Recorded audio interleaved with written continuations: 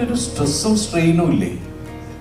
ഒരു സംവിധായകൻ അയാൾക്ക് തോന്നുന്ന, അയാൾ കാണുന്ന അയാളുടെ സ്വപ്നം യാഥാർത്ഥ്യമാക്കാൻ ശ്രമിക്കുമ്പോൾ ഒരുപാട് ആളുകൾ അതിൻ്റെ കൂടെ നിന്ന് അത് സ്ക്രീനിലേക്ക് കൊണ്ടുവരുന്നു.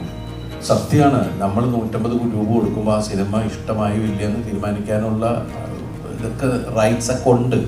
ഈ സിനിമ ഒരു ലോജിക്കും ഇല്ലാത്തതാണ്, ഇത് വെറുതെ ആഘോഷിക്കാനുള്ളതാണ്, ഇതിൽ മഹത്തരമായ കഥയില്ല എന്നെല്ലാം നമ്മൾ പറഞ്ഞിട്ട് തന്നെയാണ് ഈ സിനിമ ഇറക്കിയിട്ടുള്ളത്.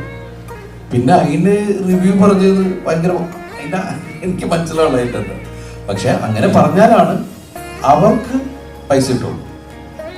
അത് കാണാൻ അവർക്ക് എത്ര ആളുകൾ എല്ലാം ഉണ്ടാവും, അതിന് അവർക്ക് ഓരോ ക്ലിക്കിലും അവർക്ക് കിട്ടുന്നത് ഡോളേഴ്സാണ്.